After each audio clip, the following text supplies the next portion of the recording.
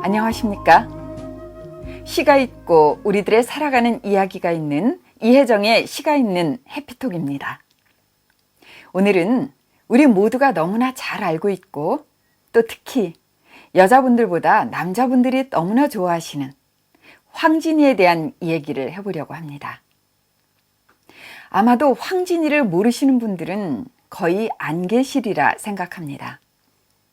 지난번에 다루었던 해피톡 14탄은 방탄소년단에 대한 이야기였기 때문에 5, 60대 연배의 분들은 잘 모르시는 주제였다면 오늘 다룰 황진이에 대한 얘기는 반대로 젊은 시청자분들이 또 생소하고 잘 모를 수 있는 얘기라고 생각합니다. 그럼 오늘 이야기 나눌 황진이에 대해 잠깐 소개를 드리고 진행할까요?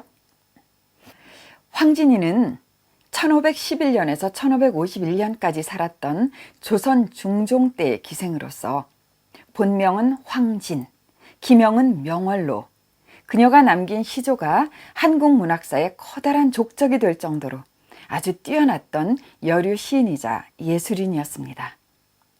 송도, 지금의 개성이죠. 송도의 양반 황진사의 서녀로 태어나 타고난 절색의 명창이었으며 시서화에도 뛰어나 당대 최고의 명기로 여러 가지 많은 일화를 남겼습니다. 황진이에 대해서는 할 이야기들이 무척 많은데 이 시간은 시가 있는 해피톡이니만큼 황진이가 남긴 한시와 시조시 그리고 그 시와 얽힌 사랑 이야기 등을 중심으로 오늘 해피톡 풀어보도록 하겠습니다. 그럼 황진이의 시조시 중에서 여러분들이 가장 많이 알고 있는 청살리 벽계수야라는 시조를 한번 낭송으로 들려드리고 나서 또 이야기를 진행하겠습니다.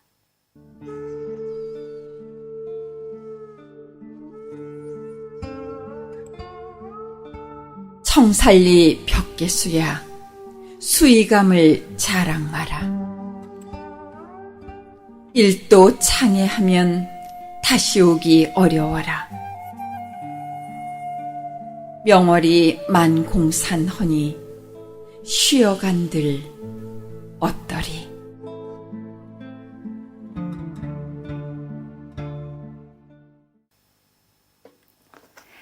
이 시는 해피톡 뒷부분쯤에서 마치기 전에 제가 시조창으로 한번 들려드리겠습니다.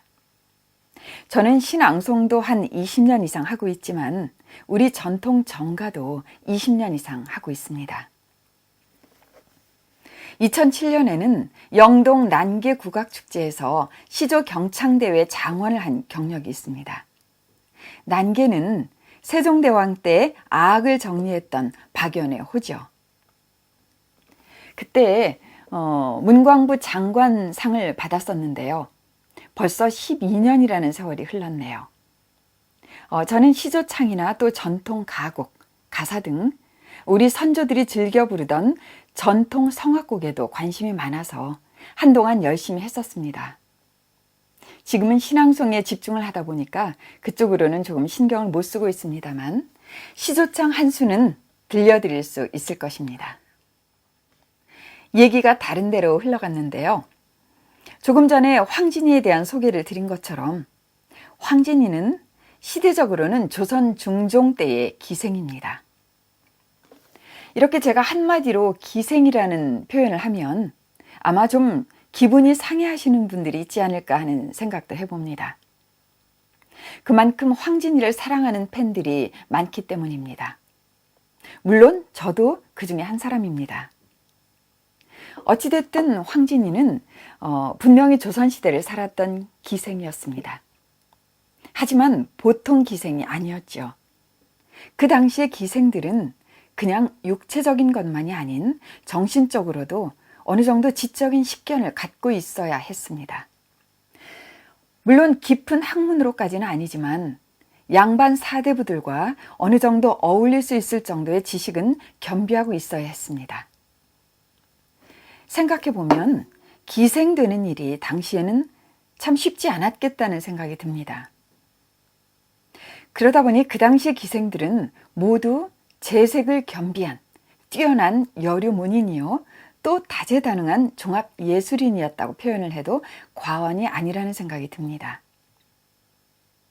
물론 기생이라는 직업을 찬양하는 것은 아닙니다. 기생이라는 신분은 분명히 백정이나 노비와 같은 취급을 받던 천민이었습니다. 화려하고 예쁜 천민이었죠. 그리고 그 중에서도 황진이나 매창같이 지금도 감탄이 절로 나오는 훌륭한 작품을 남긴 뛰어난 기생들이 종종 있었습니다. 황진이가 남긴 작품으로 지금 전해지는 작품은 한시 8편과 시조시 6편이 전부입니다. 아마도 그 외에도 많은 뛰어난 작품들이 있었을 텐데 천한 기생의 작품이라 평가절하되고 또 그 가치를 제대로 인정받지 못해서 그냥 사장된 것들이 많지 않았을까 짐작합니다. 황진이는 당대의 네로라 하는 수많은 선비들과 또 벼슬아치들과 특별한 인연들이 있었는데요. 또 그런 사랑의 과정 속에서 불후의 명작들이 쏟아져 나와서 지금도 큰 감동을 주고 있습니다. 그녀가 만났던 특별한 남자들을 조금 살펴보면 먼저 선전관이라는 벼슬을 지냈던 이사종을 들 수 있습니다. 이사종은 조선 제1의 명창이었는데요. 이사종의 노래에 반한 황진이는 우리나라 최초로 계약 결혼을 했습니다. 6년을 함께 살고 헤어지자고 약속을 하고 3년은 황진이의 집에서 살고 또 3년은 이사종의 집에서 사는 방식으로 계약을 하고 그렇게 살다가 정확히 6년 후에 헤어졌다고 합니다. 우리가 너무나 잘 알고 있는 황진이의 절창 중의 절창. 동짓달 기나긴 밤을 한 허리를 베어내어 라는 시조는 바로 이사종을 그리워하면서 쓴 시라고 하네요.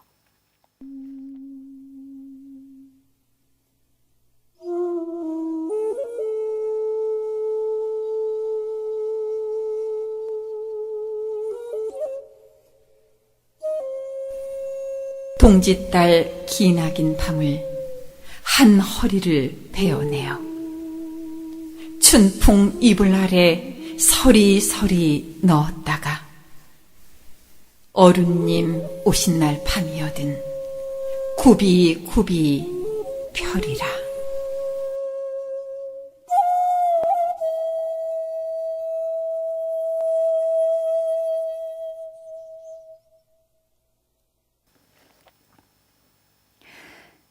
그 다음은 양곡 소세양 판서. 소세양은 당시에 형조판서, 호조판서, 병조판서 등의 높은 벼슬을 했던 문신으로서 황진이와는 딱 30일만 함께 살고 돌아오겠다. 그 약속을 어기면 나는 사람이 아니다 라고 주변에 호언장담을 하고 시작했는데 이별을 하루 앞두고 황진이가 노래한 봉별 소판서 세양, 이걸 해석하면 소세양 판서와 이별하며 라는 이별시를 읊자 소세양은 나는 사람이 아니다 라고 하며 며칠을 더 황진이와 머물렀다고 합니다.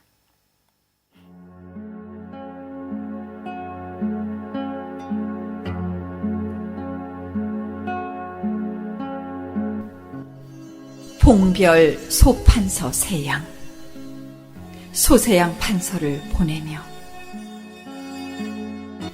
달빛 아래 오동잎 모두 치고 서리 맞은 들국화는 노랗게 피었구나. 누각은 높아 하늘에 닿고 오가는 술잔은 취하여도 끝이 없네. 흐르는 물은 검은고와 같이 차고 매화는 피리에 서려 향기로워라. 내일 아침 님 보내고 나면 그대의 그리움 강물처럼 끝이 없으리.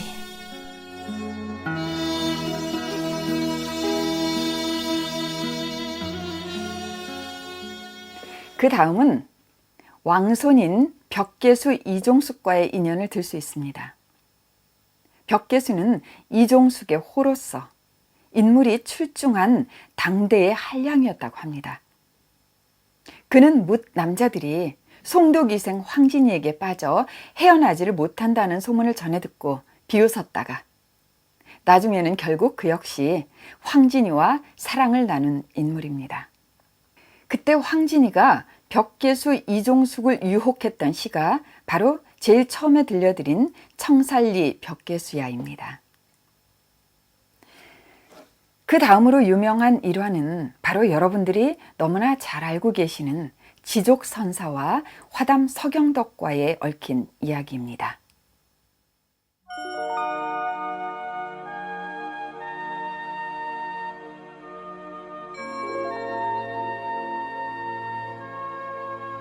마음이 어린 후니 하는 일이 다 어리다. 만중 운산에 어느 님 오리마는 지는 잎 부는 바람에 행여 긴가 하노라.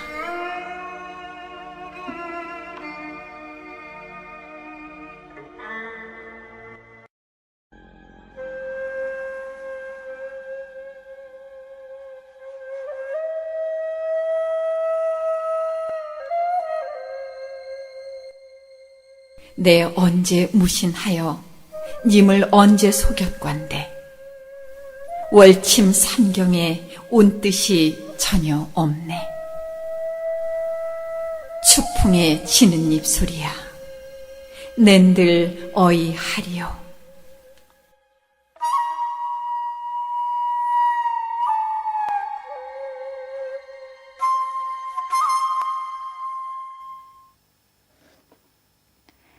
방금 들려드린 시조시 두 편은 화담 서경덕과의 그리움을 주고받은 화답시입니다.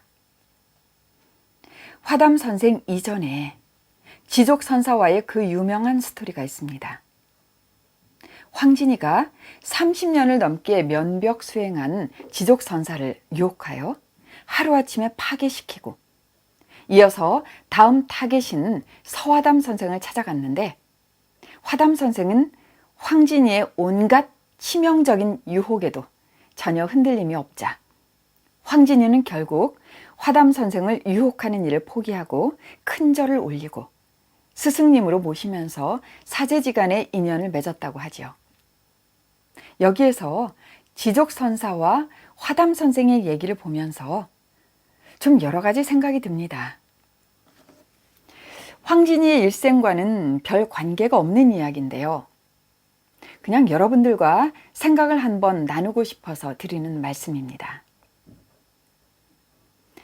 당시로서는 지족선사가 하루아침에 비웃음거리가 되고 화담 선생은 최고의 존경스러운 대학자로서 칭송을 받았습니다.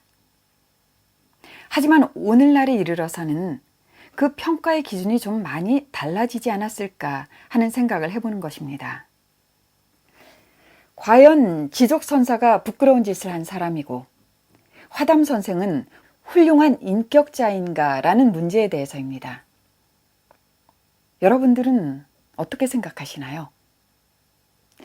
혹시 파자소암이라는 말을 들어보셨나요? 좀 어려운 한자어이죠? 파자소암. 이 말은 풀이하면 노파가 암자를 불태워버린다는 이야기입니다. 옛날 중국에 불심이 깊고 선수행에 관심이 많은 노파가 있었습니다. 하루는 이 노파의 집에 참선수행을 하는 젊은 스님 한 분이 찾아오게 됩니다. 노파는 이 스님을 깊이 존경하며 조그마한 암자를 지어 정성껏 모셨습니다. 수행을 시작한 지 약 20년이 지났을 때쯤 노파는 스님의 수행이 어느 정도나 되었는지 그 깊이를 알고 싶어 한 가지 시험을 하게 되지요. 노파는 자기의 젊고 예쁜 딸을 선승에게 매일 보내어 수행의 경지를 시험해 봅니다. 소녀가 암자를 찾아가서 선승에게 온갖 아양을 떨며 유혹을 했지만 선승은 마른 나무가 찬 바위에 의지하니 추운 겨울에도 불기운이 하나도 없다. 고 말하면서 소녀의 유혹에 조금 더 흔들리지 않았습니다. 이 말을 전해 들은 노파는 크게 화를 내면서 내가 20여 년 동안 속된 무리를 헛되이 공양했구나 라며 달려가서 스님을 내쫓고 암자를 불태워버렸다는 고사에서 나온 말로써 수행을 하는 사람들 사이에서는 유명한 화두라고 합니다. 문득 재밌는 생각이 하나 떠오릅니다. 만약 지족선사와 서화담 선생을 두고 지지하는 쪽에 스티커를 붙이게 한다면 어느 쪽에 더 많은 스티커가 붙을까요? 참 싱거운 생각일까요? 여러분들은 누구에게 한 표를 던지시겠습니까? 저요? 저도 좀 생각을 해봐야겠습니다. 자, 이렇게 오늘 이혜정의 시가 있는 해피톡에서는 황진이에 대한 이야기를 나누면서 그의 불멸의 작품을 들려드리면서 진행해 보았습니다. 황진이라는 기생. 생각해보면 그녀는 시대를 잘못 타고난 천재라는 생각을 해봅니다. 하지만 또 한편으로는 그녀가 만약 이 시대에 또 부유하고 훌륭한 가문의 여자로 태어났다면 과연 우리가 오늘날 감탄에 감탄을 하는 그녀의 그 수많은 불세출의 작품들이 나올 수 있었을까 하는 생각도 해봅니다. 오늘 이혜정의 시가 있는 해피톡 마치겠습니다. 좋아요, 구독 꼭 눌러주고 나가시기 바랍니다. 감사합니다.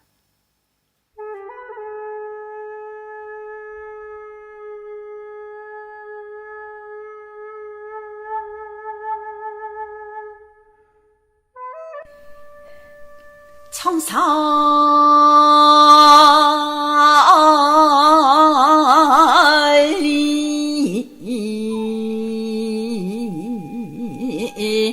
벽계수야 수이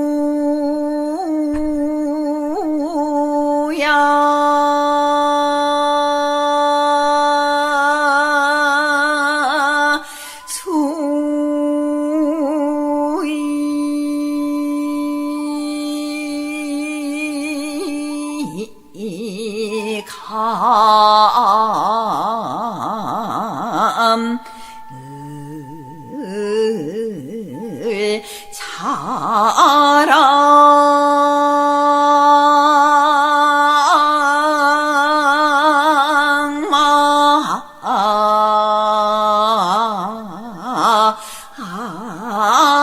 자랑마라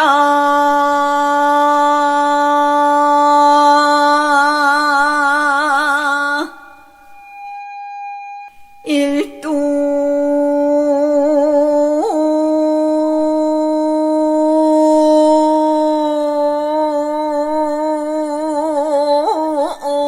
장하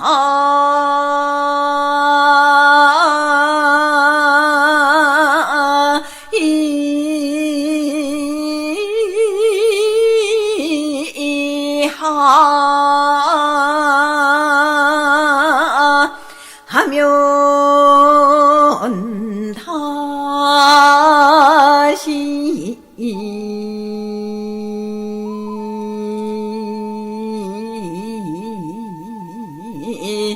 오기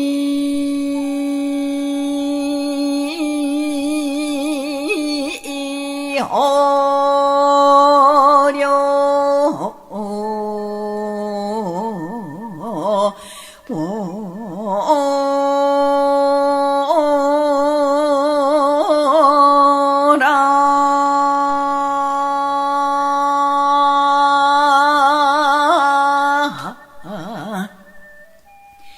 명월이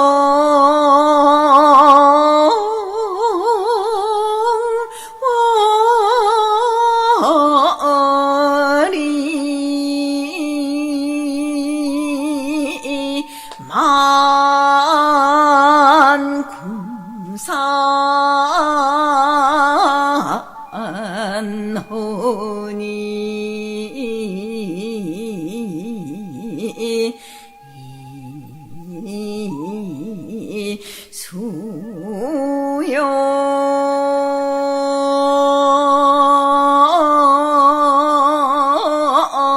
가